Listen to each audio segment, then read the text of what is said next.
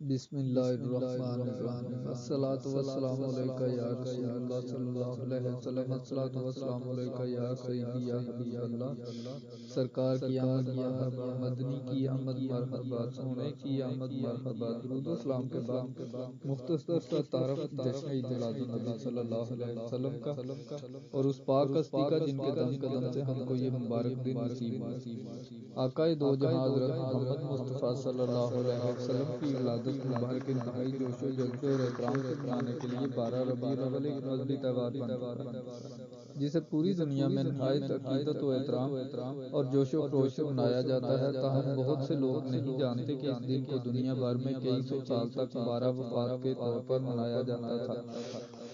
اس دن کو خوشی سے منانے، درود و سلام پڑھنے اور مذہبی انعقاد کرنے کی باقاعدہ ابتدا 1927 میں کی گئی۔ شکر گڑھ پاکستان کے ایک سادات گھرانے کے فرزند حضرت سید کشفی شاہ جی نے رنگون میں قیام کے دوران اپنے پیر و مرشد حضرت خواجہ حسن نظامی کی اجازت سے مذہبی تحشش قائم رکھنے اور مسلمان ہند میں جوش و جذبہ بیدار کرنے کے لیے 12 ربیع الاول کو جشن عید میلاد النبی صلی اللہ علیہ وسلم کا پہلا جلوس نکالا۔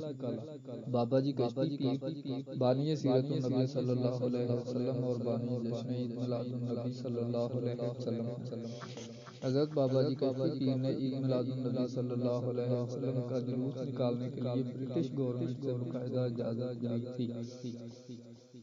جلوس اپنے روٹ پر نکالنے کی اجازت دے دی۔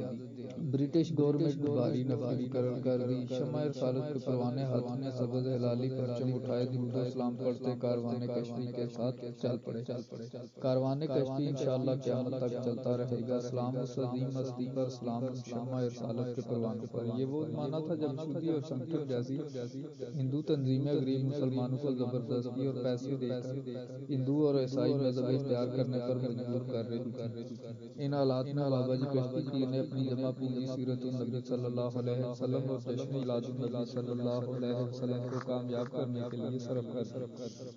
آپ اس وقت رنگون کی ایک بڑی تعمیراتی کمپنی ولی اینڈ کمپنی میں ملازمت کر رہے تھے۔ آپ نے 25 سے زائد زبانوں میں سیرت کی کتابوں کا ترجمہ کروا کر دور دراز ملکوں اور مختلف قوموں کو بھجوائیں۔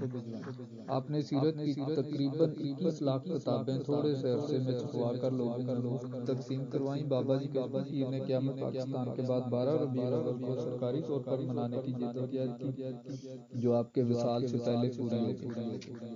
آپ کا وصال 11 ربیع الاول 1976 لاہور میں ہوا اور 12 ربیع الاول 1976 کو آپ کے آبائی گاؤں چاکازی میں آپ کو سپرد کر دیا گیا۔ آپ کا عرس مبارک 12 ربیع الاول کو ہی منایا جاتا ہے، جیسے آپ نے جشن میلاد النبی صلی اللہ علیہ وسلم منایا۔ آپ صاحب کشف و کمال بزرگ تھے، آپ کو آنے والے حالات کا پہلے سے علم ہو جاتا تھا۔ آپ کے وصال کے بعد آپ کے خلیفہ حضرت ڈاکٹر سید محمد قدیر نظامی رحمۃ اللہ علیہ نے آپ کے منصب خلافت کو سنبھالا اور مرشد پاک کی تقریب پر چلتے۔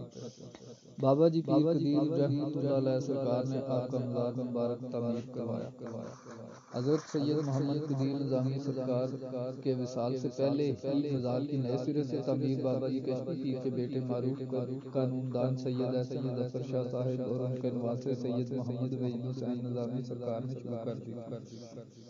بابا جی پیر قدیر رحمۃ اللہ علیہ سرکار کے وصال کے بعد ان کے بیٹے سید محمد وحید حسین نظامی سرکار زیادہ نشین دربار ہیں۔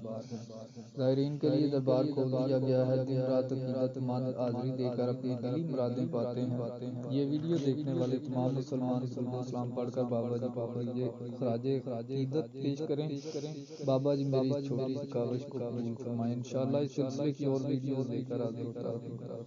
مولانا ظفر علی خان کے بابا جی کشفی پیر کے لیے کہے ہوئے چند اشعار جو انہوں نے 8 نومبر 1933 میں کہے تھے۔ کل سنا تھا نام کشفی شاہ کا، آج دیکھا کام کشفی شاہ کا، بادہ توحید سے لبریز ہے کیف پرور جام کشفی شاہ کا۔ دعوت و ارشاد کے حلقوں میں ذکر صبح و شام کشفی شاہ کا، آخری پیغام اب اسلام ہے یہی پیغام کشفی شاہ کا، وقف کر دی زندگی دین کے لیے نیک کو انجام کشفی شاہ کا۔